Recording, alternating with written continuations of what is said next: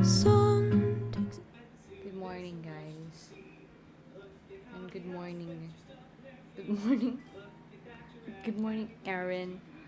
So, today is Thursday and ang dark ng place. But anyway, it's really starting to get cold na. So it's really starting to get cold na. So,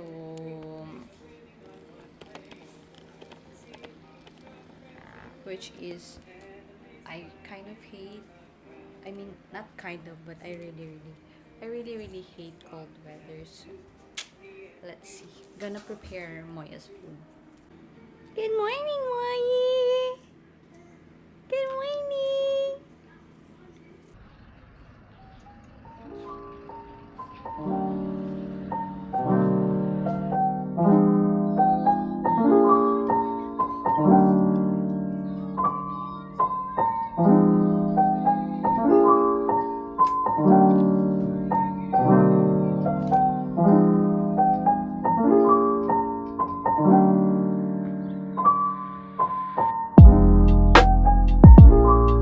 Moya, what are you doing there?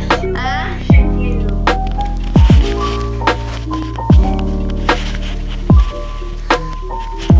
Ay, nako.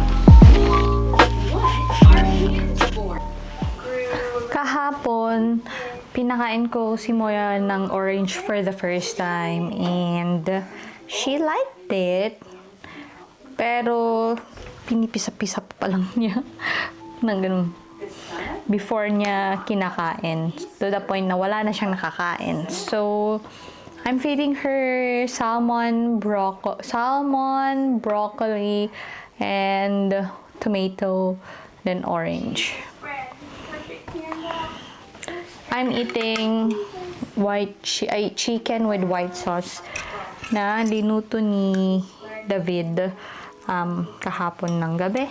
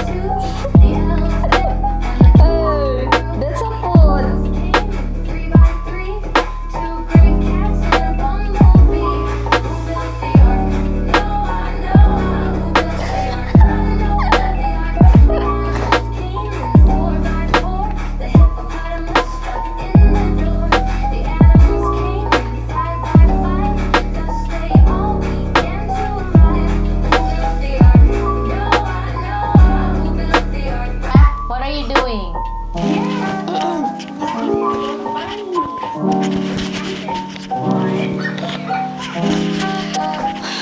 So that's the lunch that we had today, and Come on, Fox. Come on, bunnies. Let's get on the art. this is Moya getting very interested in one thing. May nakita na naman siyang maliit na bagay. Yun na naman yung pagfofokusan niya. Can I get a beautiful... Can I get your beautiful eyes? Oyopo. Ayaw niyang mag-beautiful eyes, pero honestly guys, nang-beautiful eyes siya. One. Hi!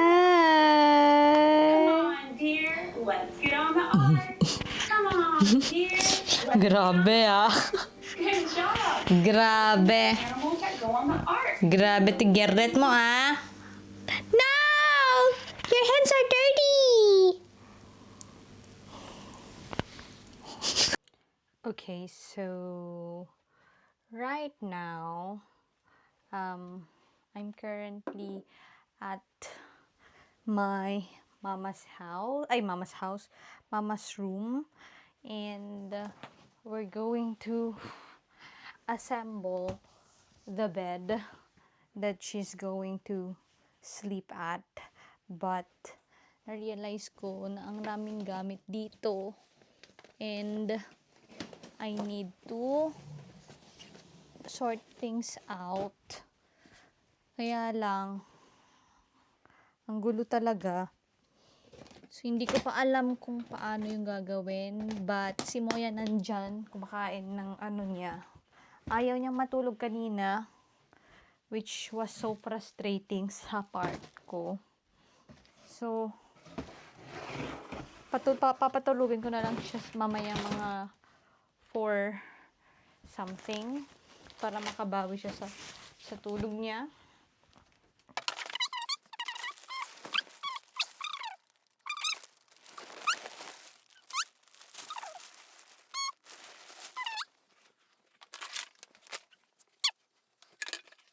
Okay, so hindi ko natapos yung bed.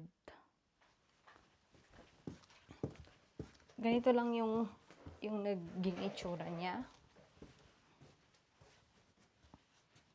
Ganyan lang. At saka may kulang pa na screws.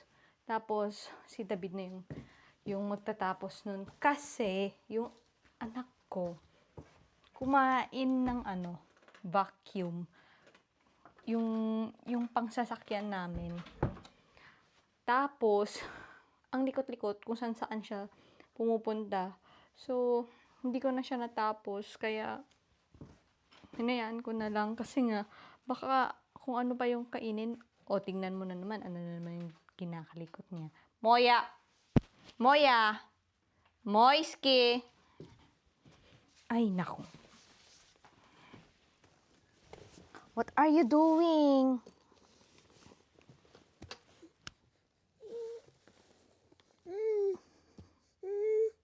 Hmm?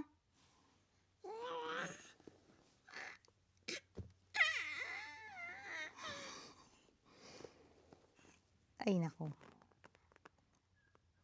Sika ah.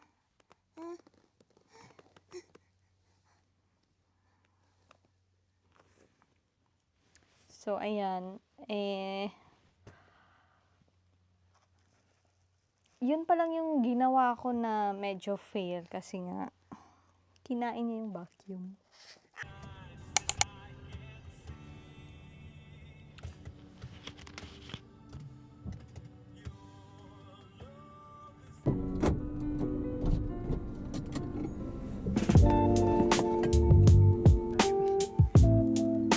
Baka gapulang sa jacket.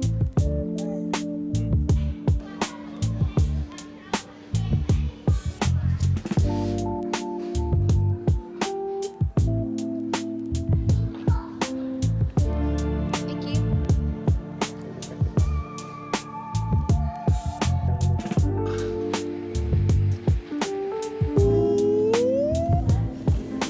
Hello, Moya. Naka-jacket ta sa akam kasi ilan tayo nagmuta sa sapatos mo. Na?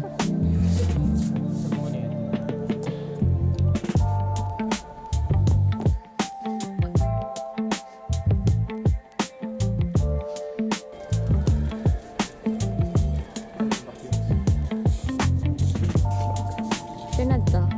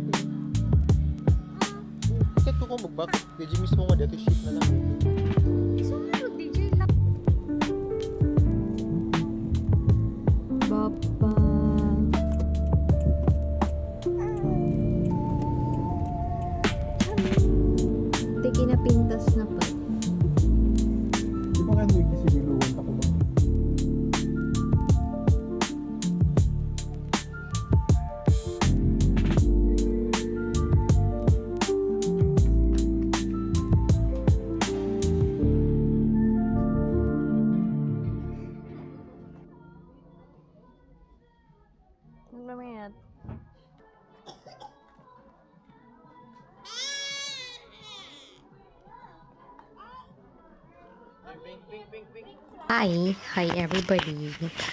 Um,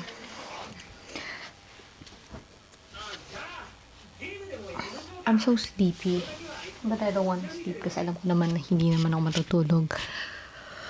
And, yeah, we went outside. Actually, yung plano kasi namin today, sana, pupunta sana kami ng Cornwall.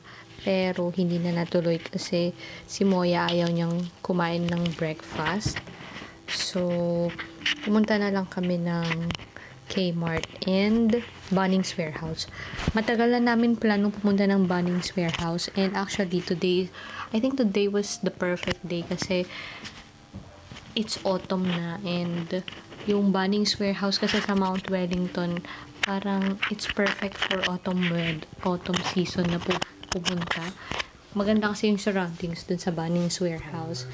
So, my husband and I really enjoyed it, and yung Bunnings Warehouse kasi heaven para kay David. Aside from Super Cheap Auto, gustong gusto niya pumunta dun sa Bunnings Warehouse. And pumunta kami dun kasi may tinitignan lang kami na mga kahoy-kahoy. So, hindi nasunod yung plano namin pero nag-enjoy kami. So, it's still worth it. And then, pumunta kami ng Kmart sa Sylvia Park. Pumunta kami ng Kmart and Farmers just to buy Moya's clothes. And these are the clothes of Moya. So, first, ito yung mga damit na binili namin sa Kmart. Ito for everyday use lang sa bahay or pwedeng pampasyal. Naghahanap ako ng plain na leggings pero wala akong nahanap dun sa Kmart. Meron akong nakita dun sa warehouse. Pumunta pala kami ng warehouse pero bumili lang kami ng wipes, pero parang mas maganda yung selection ng clothes doon. So anyway, pumunta kami ng Kmart. Ito yung binili namin, tatlong 3-pack na leggings for Moya. This one, and this one as well. Ganito yung style. And then, another is swaddle. Sa Kmart na lang kami bumili kasi, wala lang. Parang okay. Sabi naman ni ate na okay din naman yung Kmart na swaddle. So, ito na lang binili namin. Merong isa na binigay si ate. So, isa lang yung binili namin. So, pink na naman. Nagtitingin ako ng mga plain na mga ganito. At saka neutral na kulay. Pero, ang hirap maghanap. Tapos, dun sa warehouse, may nakita akong jumper and jogging na gusto ko, $7 each, pero iniwan ko na lang kasi akala ko mas maganda yung mga damit dun sa Kmart. Mas maganda pala yun. Yun yellow, ito pink, tapos wala rin siyang bottoms. Pero mas mura kasi sa Kmart. $5. Pang ano lang to. Pang walking lang. And again, gusto ko kasi yung plain lang. And then, another one is this one. Magkano to? This is $16. And gusto ko yung red color. Merong isa pang option, which is, I think na-record ko. Pink yon. Si David, gusto niya yung pink, pero ako gusto ko to. And walang 6 to 12 na age ay pang na ganitong style. 12 to 18 months and then 3 to 6 yung mga iba. Nag-size up na lang kami. Medyo malaki siya kay Moya, pero i-fold ko na lang. At saka ganun to naman yung mga easy, mga uso. So, ayan. Gusto ko siya kasi lahat na ng mga binili namin pink. So, sabi ko, I think mas mas maganda na iba naman yung kulay. Tsaka masyadong girly naman kasi masyado. Kapag pink ulit. Tapos ito, tights.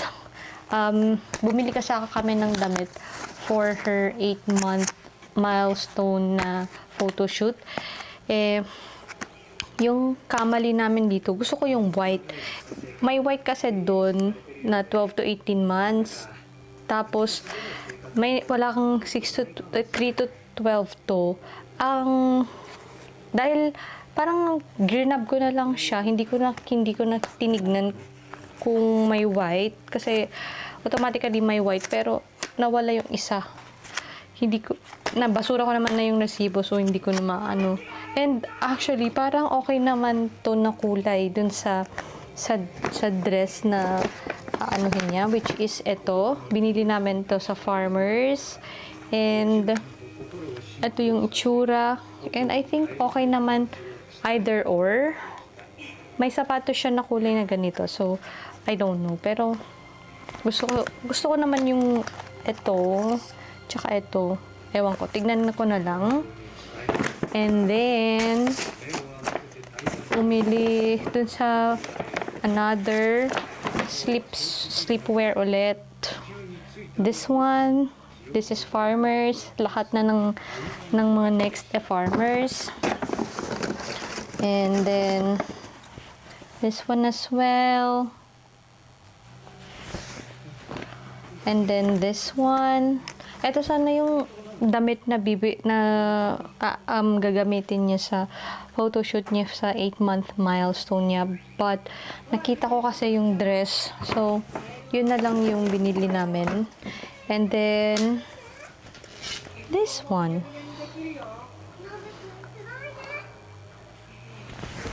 Mga $25 each, but naka-sale. So, $15 each.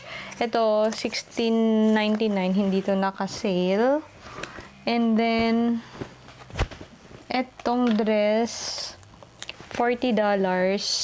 Naka-sale siya. $25 na lang siya. So, yun lang. Yun lang yung binili namin. Yun lang yung ginawa namin today. And then, this afternoon, itutuloy na ni David yung hindi ko natapos noon na bed ni Mama. Binili kasi namin yung kulang na screw dun sa bed. Kaya, yun.